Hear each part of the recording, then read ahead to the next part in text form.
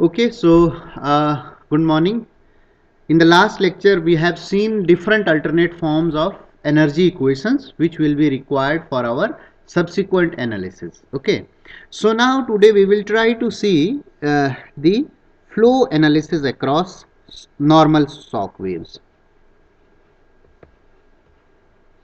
across stationary normal shock waves. Okay, so in different situations there can be moving and stationary shock waves. So particularly over here we are targeting now flow analysis across stationary normal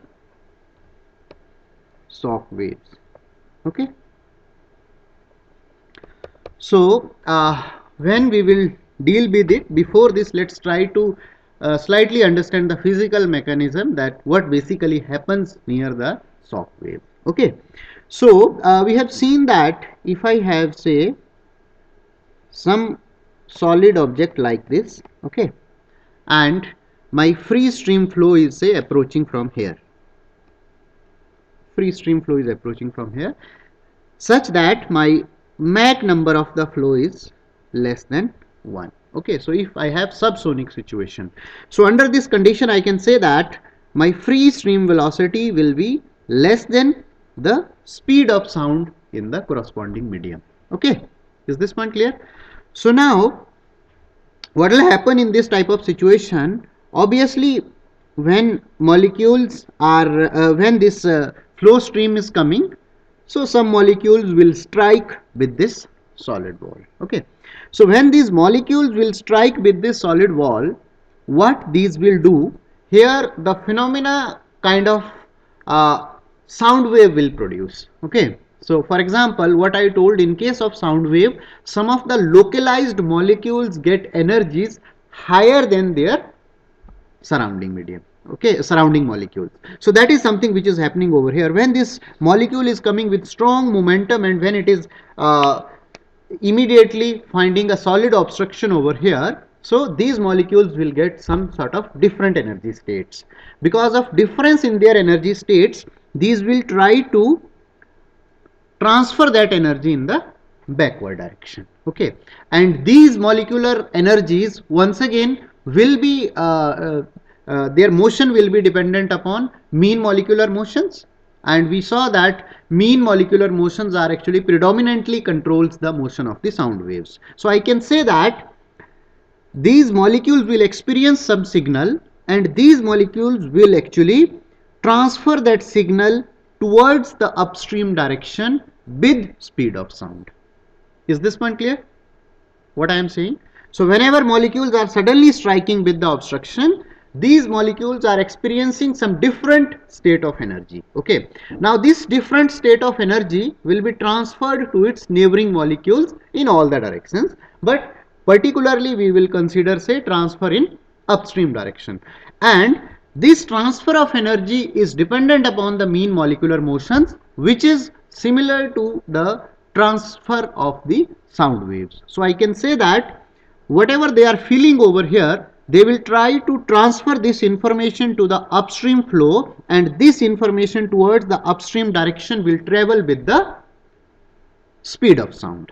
Okay, so as in this situation, flow velocity from upstream direction is small in comparison to the speed of sound. So what will happen, this information whatever has experienced by these molecules, this will be transferred at faster rate in comparison to the flow is approaching from the upstream. Okay, so upstream flow will automatically in advance get the feeling that something is there, some obstruction is there. Okay, so because of this, the streamlines will start changing their path in the well advance itself. Okay, so we will be having very smooth transition of flow across this object. Is this one clear? So what will happen in case of subsonic situation? So this situation is my subsonic situation. Now let's try to see the supersonic situation. So in case of supersonic situation, if this is my solid object, now what will happen?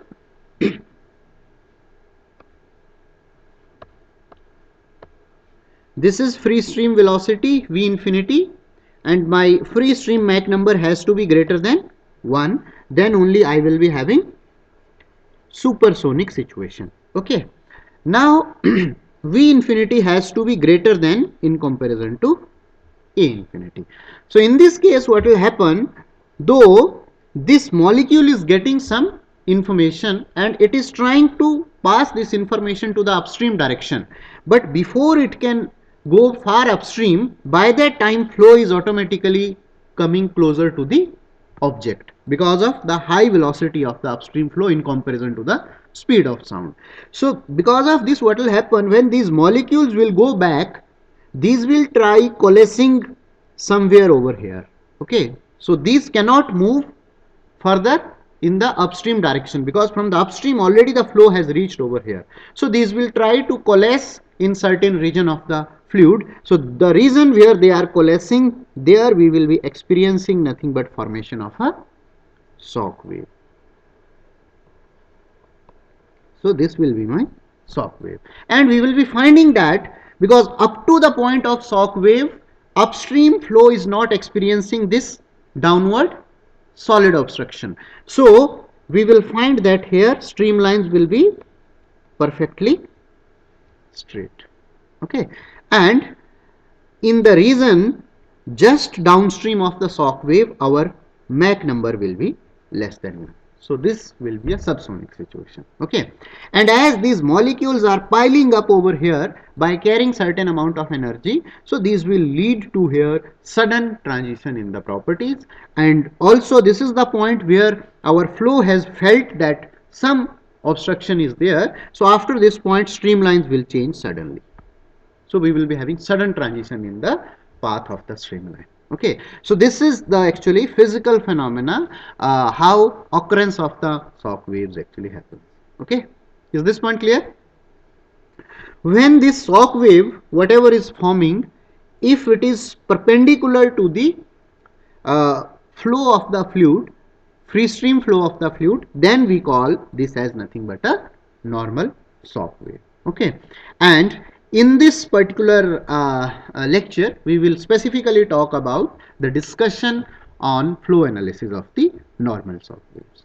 Okay, so let's try to consider a situation that we have some flow which is starting at point 1, and then in between I have the occurrence of a normal shock wave. Okay, so this is say my normal shock wave. So typically the thickness of a shock wave will be of few molecular mean free paths. So say roughly it is in the range of 10 to power minus 5 centimeter, because molecules are piling over here. So some molecular collisions are happening in this particular region. Okay, so it means the this is nothing but having thickness identical to that of the molecular free paths. Okay, so after this point what I will be having, I will be having the downstream, and here say my state of the fluid is actually 2.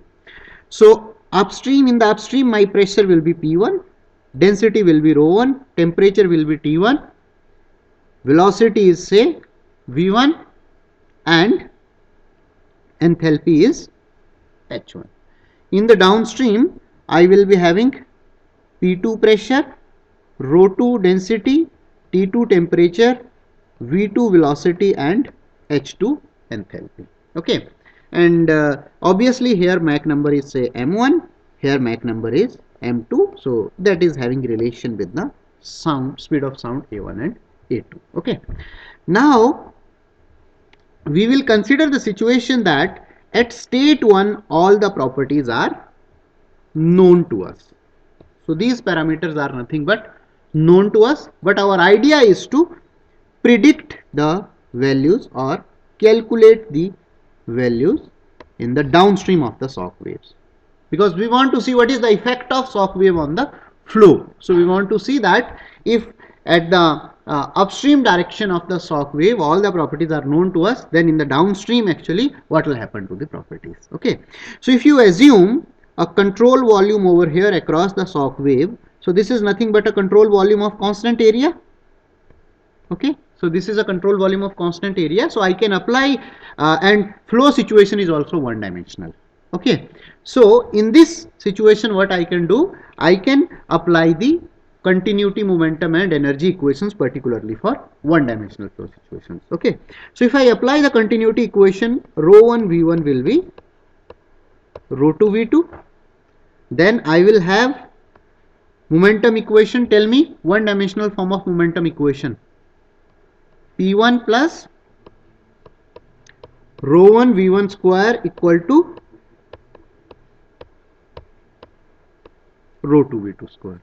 And I have energy equation H1 plus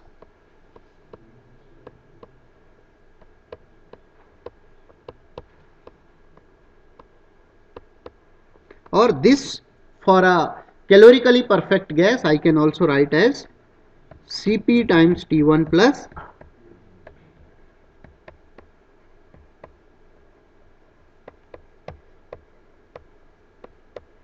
okay. Now if you see I have written how many equations? 3 equations. Okay. And all the downstream variables are nothing but unknown. So in the downstream I have density, velocity, pressure, temperature. How many unknowns? 1, 2, 3 and 4.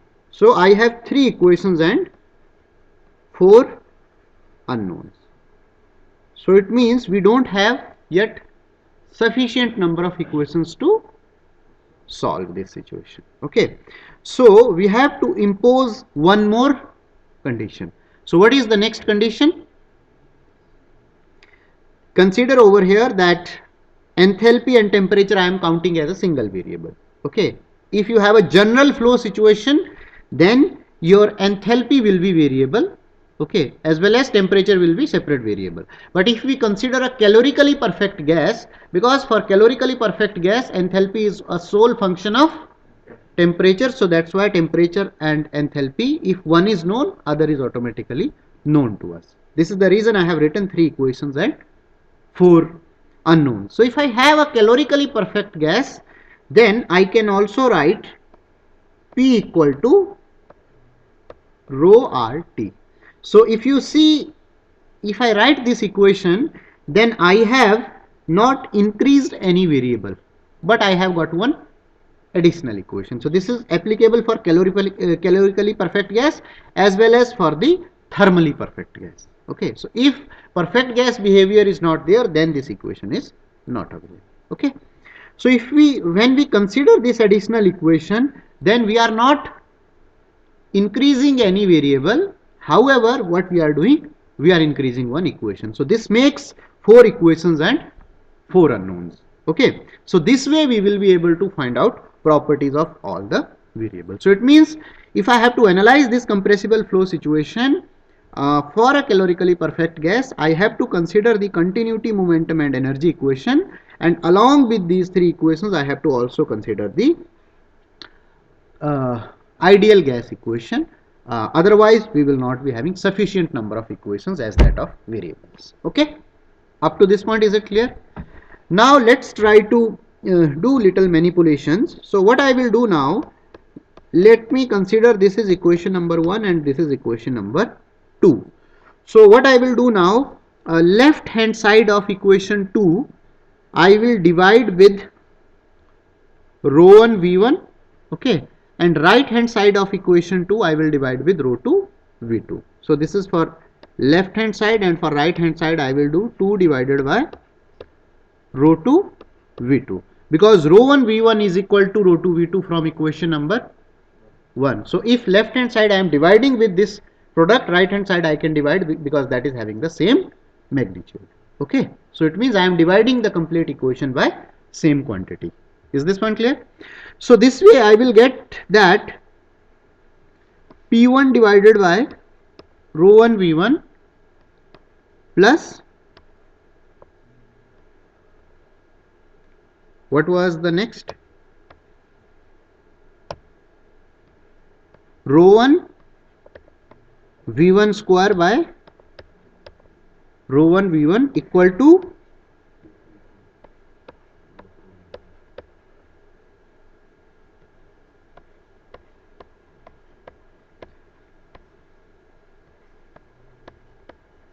okay. So now what I will do, P1 by rho 1 V1 plus V1 equal to P2 by, now let me do one thing, let me multiply and divide these by gamma. Okay, so if I do so, what I am getting, gamma P1 by rho 1, what is this, a square. So I will get, this will form a1 square. So I will get a1 square by gamma V1 plus V1 equal to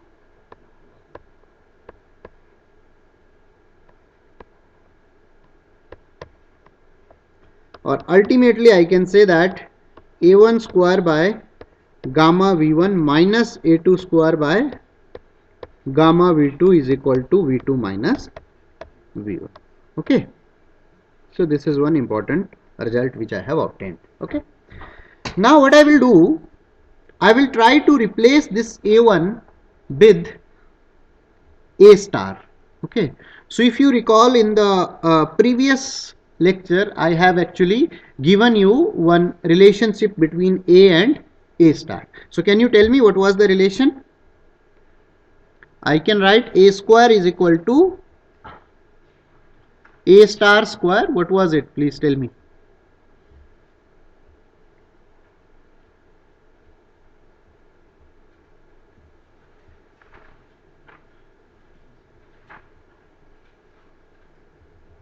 What was the relation?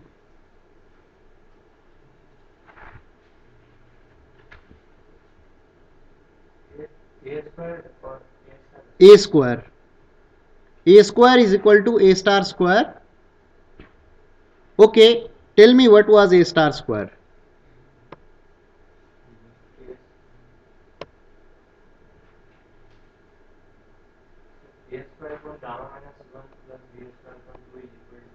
A square upon gamma minus 1 plus equal to A star square into gamma plus 1 upon 2 into gamma minus. So I have told you, you have to now keep ready these relations. Okay, then only we will be able to see the subsequent formulation. So whatever relations I have told to you people in the previous lecture, you should keep these ready. I remember, I think I have derived it for A square as well. So let me once again do for A square. So if I do from here, I can write A square is equal to A star square gamma plus 1 divided by 2, this gamma minus 1 will cancel out, minus of V square by 2, and here I will get gamma minus 1. Is this clear? So now what I will do, if you see in this equation number 3, I have written over here A square, here also I have A2 square. Okay. So, and if you see the flow across the normal shock wave is nothing but adiabatic, because in the shock wave we are not adding any heat nor we are removing any heat from the shock wave. So it means the flow across the shock wave is nothing but a adiabatic. So if flow across shock wave is adiabatic, then I can say for adiabatic flow that A1 star will be equal to A2 star. Okay, this will be for adiabatic flow situation. So I can write this as nothing but equal to A star. Okay, so I can replace both A1 star and A2 star with A star, because for adiabatic flow situation what we have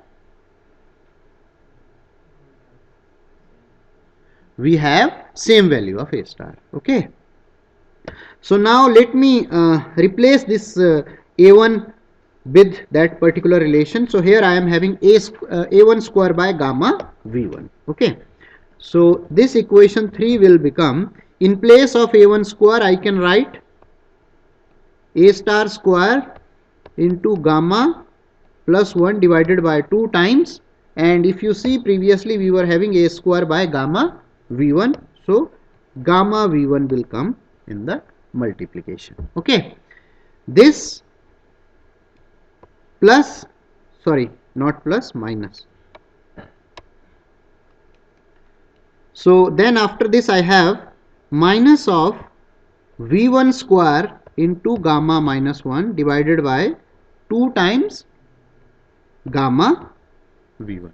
Okay, then okay, I am having minus sign now. So minus of A star square into gamma plus 1 divided by 2 times gamma V2. Fine. And this will become plus V2 square into gamma minus 1 divided by 2 gamma into V2, and this is equal to V2 minus V1. Okay, that is what we got. Now if I take this A star square gamma plus 1 divided by 2 gamma common, I will get inside 1 by V1 minus 1 by V2. There if I do calculations, then V1 V2 I can take outside from the denominator, and in the numerator I will get V2 minus V1. Is this point clear? So this is simple algebraic manipulation. Then likewise this V1 will get cancelled over here. Here also one V2 will cancel, and I will get plus gamma minus 1 by 2 gamma, say I am having constant, and inside I will get V2 minus V1. Okay, and this is equal to V2 minus V1. Now let's divide this complete equation by V2 minus V1. If I do so, what I will get? A star square gamma plus 1 by 2 gamma V1 V2 plus gamma minus 1 by 2 gamma equal to 1. Okay, now let's take this gamma minus 1 by 2 gamma to the right hand side. So what I will get? A star square into gamma plus 1 divided by 2 gamma V1 V2 equal to 1 minus gamma minus 1 by 2 gamma. If you solve this, so 2 gamma minus gamma will become gamma, minus minus will become plus, gamma plus 1 by 2 gamma. So this gamma plus 1 by 2 gamma will cancel out both the sides, and I will get A star square by V1 V2 equal to 1, and from here I will get A star square is equal to V1 V2. So this is one important relation, and this important relation is called as Prandtl relation.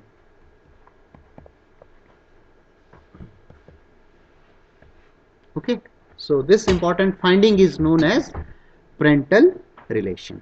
Okay, now if you do subsequent manipulation, what I can do, I can divide this complete equation by A star square. Okay, so if I divide this complete equation by A star square, I will get 1 will be equal to V1 by A star and V2 by A star, because with A star square I have divided throughout. So this will become M1 star and M2 star. So from here I am getting that M2 star is equal to 1 by M1 star. Okay, so what is the physical understanding of this relation? The physical understanding is very simple, that when my Mach number is greater than 1, upstream Mach number is greater than 1, then this ratio of 1 by M1 star will be always less than 1. It means flow on the downstream of the shock wave is always subsonic. So this is one important finding. Okay, that flow on downstream of shock wave is always subsonic.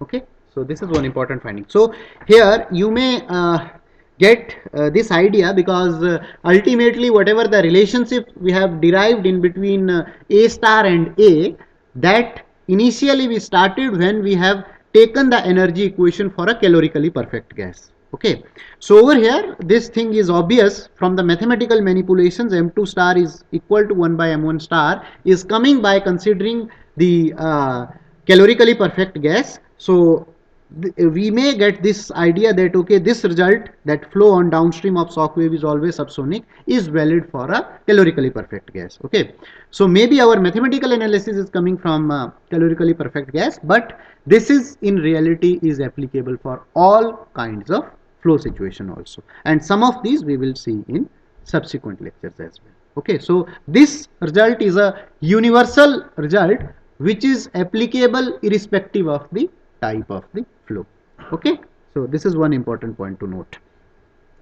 Now what we have done, so till now we have related the flow, this situation in terms of characteristic Mach number. Okay, but we can generally when we will be analyzing our situation, in place of characteristic Mach number, basically our normal or say ordinary Mach number will be, or local Mach number will be always known to us. Okay, so now I have to convert this equation in terms of local Mach number.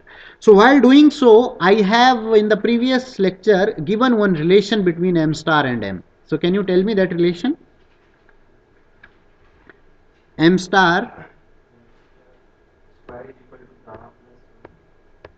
gamma plus 1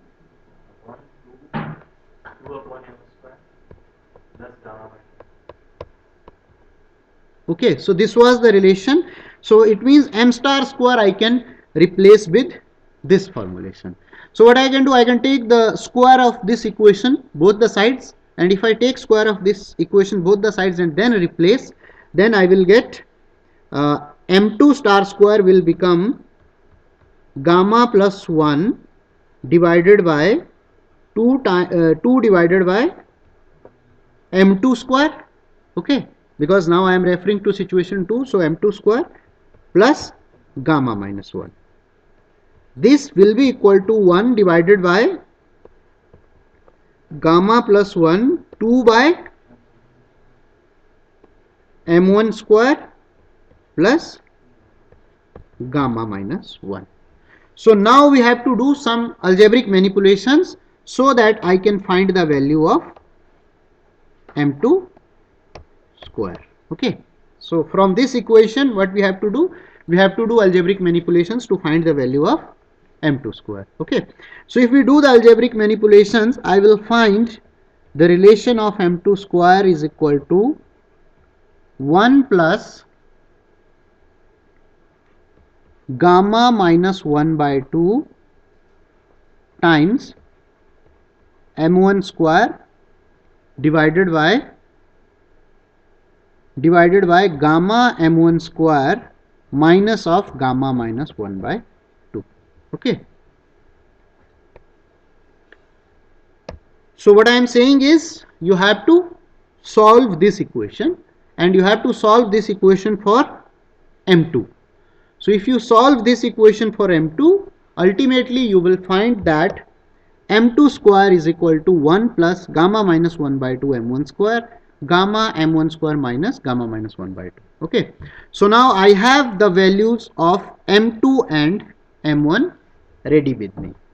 So it means if I know the value of M1, because gamma is specific for a fluid, for a calorically perfect gas, so value of gamma will be known to us already. So it means that if I just substitute the value of M1 by just knowing the value of upstream Mach number, I can predict the value of downstream Mach number. And if you do check this, you will find that if you substitute over here the value of Mach number 1 as less than 1, then you will find your M2 will be less than 1 only. Okay, and if you substitute over here M1 equal to 1, so if you substitute M1 equal to 1, then you will find that tell me, if M1 is 1, what is the value of M2?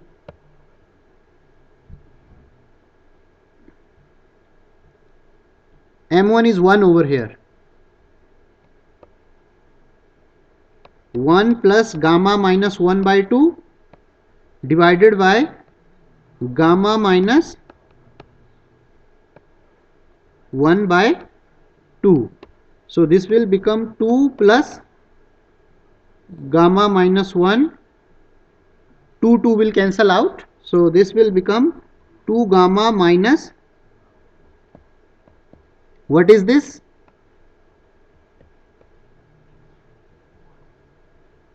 Okay. So ultimately I am getting that M2 is equal to 1. And when my M1 is greater than 1, then M2 will be less than 1. Okay.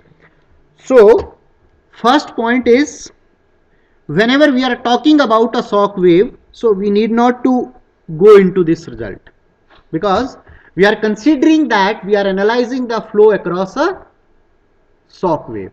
So when we are analyzing the flow across a shock wave should occur, and that will be only occurring when my upstream Mach number is greater than 1.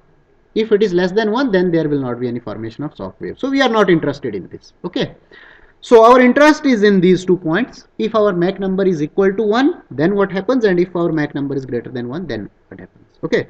So when my Mach number is equal to 1, corresponding to that, I am finding that my downstream Mach number is equal to 1 only. So it means across the shock wave, there is no change in the flow properties.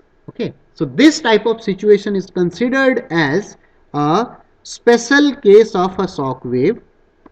Special case of infinitely weak shock wave. So shock wave is so weak that it is not able to create any effect. Okay. So this is called as infinitely weak shock wave. And normally this type of infinitely weak shock waves are also called as Mach waves. Okay. So we have seen that the general idea of shock wave is that it will lead to drastic change in fluid behavior. It will lead to drastic change in fluid properties. Okay. However, when my Mach number is equal to 1, corresponding to that, what I am experiencing is that, corresponding to Mach number equal to 1, I am experiencing that my shock wave is so weak that actually Mach number in the downstream is not changing. So if Mach number in the downstream is not changing, I will be having the case of a infinitely weak shock wave. And this type of infinitely weak shock wave, which particularly occurs for upstream Mach number of 1, that is known as Mach wave. Okay. And when my Mach number is greater than 1, then ultimately my M2 will be less than 1. So from this equation, I have indirectly calculated basically the value of V2. That what will happen to the flow situation in the downstream of the shock wave, I will be having decrease in velocity of the flow field. Okay. Now we have to also predict the other values, pressure, density, or so other things. Okay. So let's try to predict other values. So first I will consider, say, my relation rho 1 V1 equal to rho 2 V2. So from here I can say that rho 2 by rho 1 is equal to V1 by V2. Okay. So now can you relate this in terms of Mach number?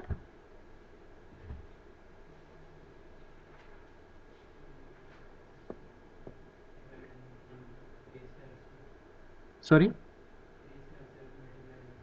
if we multiply and divide by A star. Okay, so if I multiply and divide by A star, I will get V1 by A star times A star by V2. Okay, so from here I will get nothing but V1 by A1 A star I will get, and this I will get. Okay, so it means that rho 2 by rho 1 is nothing but M1 star by M2 star. Have I calculated M1 star by M2 star anywhere?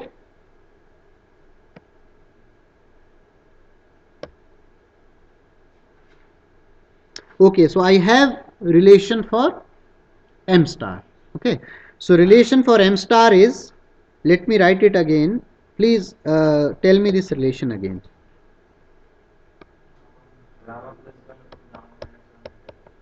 Gamma plus 1 upon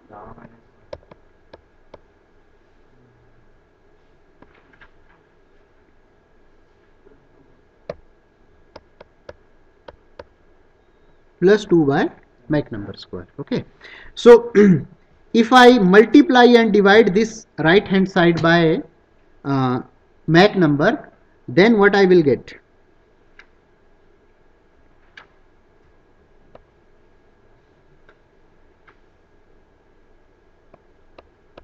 Mach number square, and while dividing gamma minus 1 into Mach number square plus 2.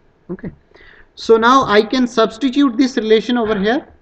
So if I substitute this relation over here, my rho 2 by rho 1 will become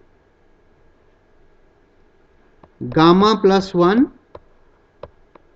m1 square by gamma minus 1 m1 square plus 2 times, what I will get?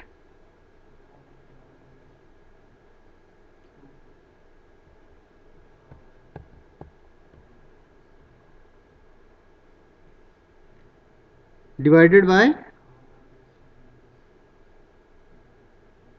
gamma into m2 square. Okay, so still this relation I have represented, but it is not complete. Why not complete? Because it is also involving the formulation over here in terms of m2, but our ultimate aim is to write our formulation in the form of m1. So what I can do simply, okay, one mistake I have done actually.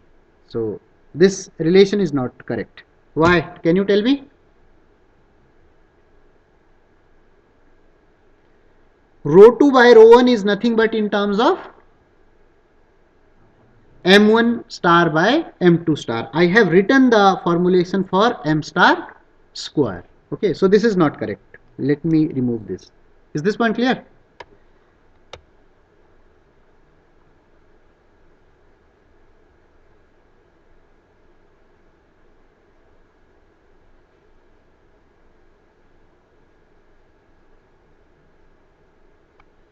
So what we have to do, one more thing I can do, because I know that m2 star is equal to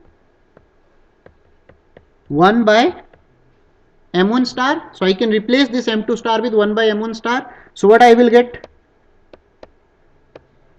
M1 star square. So now I can replace this m star square in terms of solely m1. Okay, so if I do so, I will get rho 2 by rho 1 will be equal to gamma plus 1 m1 square upon 2 plus gamma minus 1 into m1 square. Okay, so it means that if I know the upstream density, now I can predict the downstream density by just knowing the value of m1. So let's try to see this. What will happen if my m1 is greater than 1? Tell me what I will get if m1 is greater than 1. Rho 2 by rho 1 will be, if m1 is greater than 1,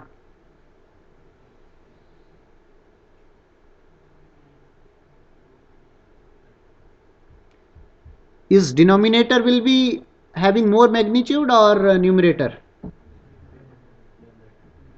Numerator.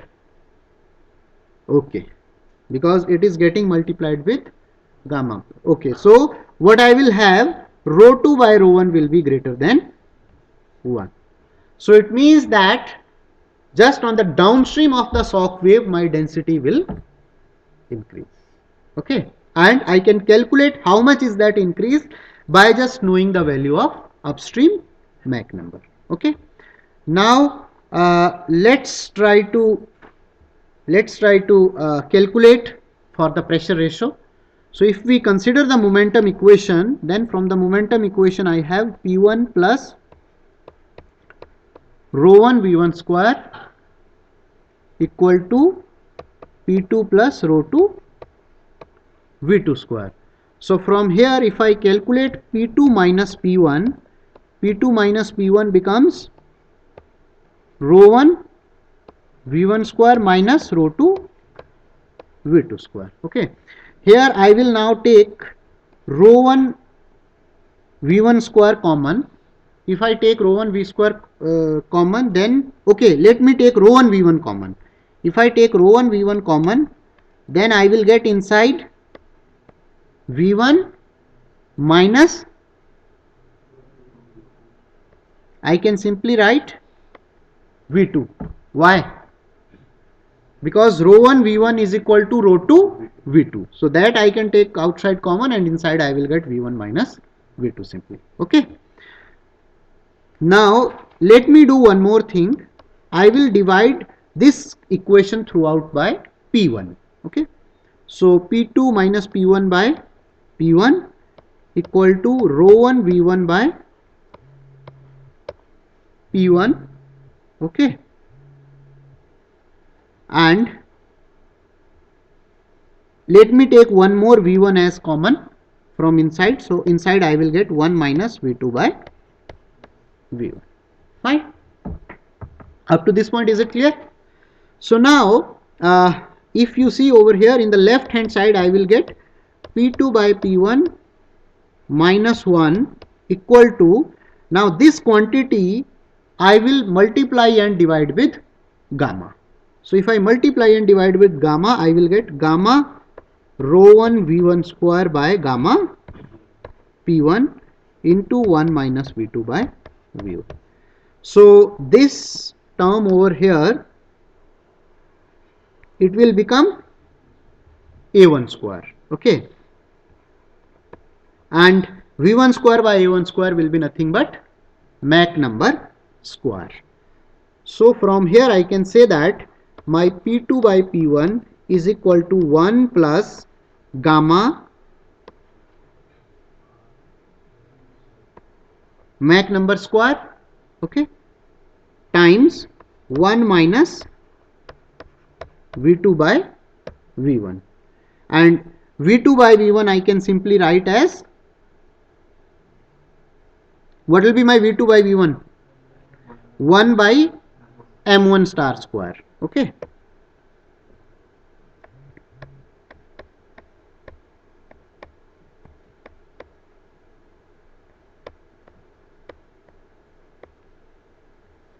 Fine. Let's now substitute this relation and try to simplify. So what I will get finally?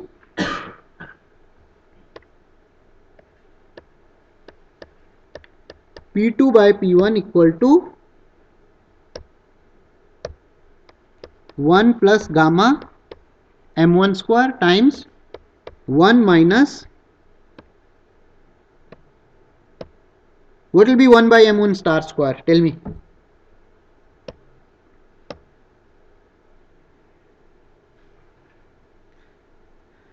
Gamma plus 1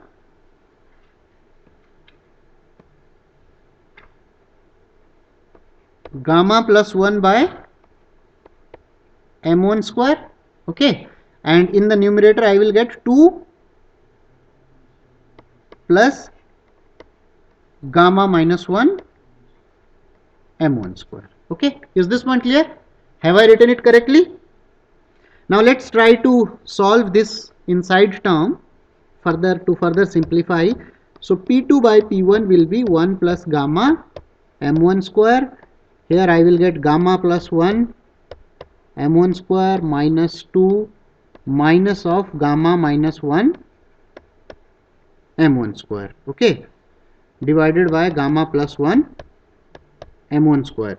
So here m1 square, if you take common, this will become gamma plus 1 minus gamma plus 1. So gamma gamma will cancel out, and this will become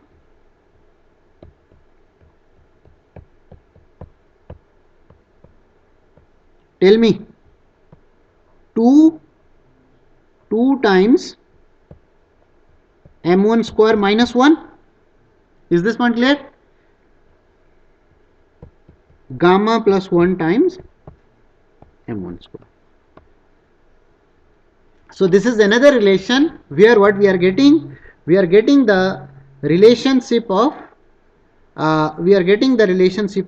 P2 by P1 in terms of upstream Mach number. Okay, so if I know the Mach number, I can predict the value of P2. So can you tell me what will be the value of P2 for Mach number greater than 1? So P2 by P1 will be,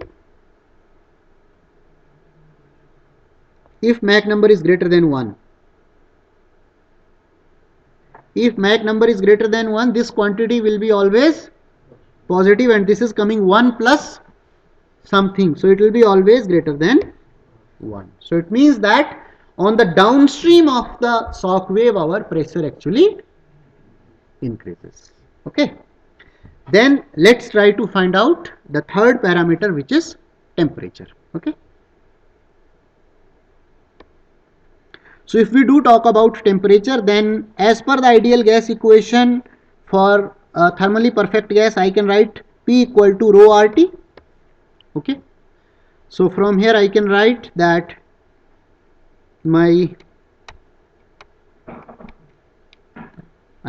from here that T2 by T1 will be equal to P2 by P1 multiplied with rho 1 by rho 2. Okay. So we have relation for P2 by P1. Just now we have calculated. It is 1 plus gamma m1 square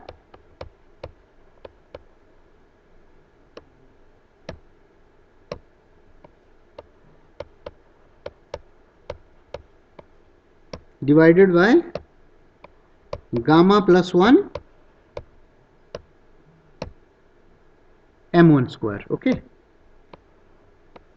So this is 1, and then we have to multiply it with rho 1 by rho 2. So just now I have calculated relation for rho 2 by rho 1.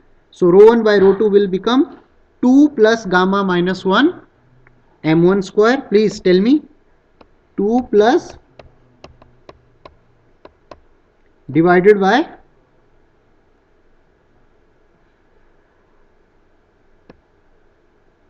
gamma plus 1 m1.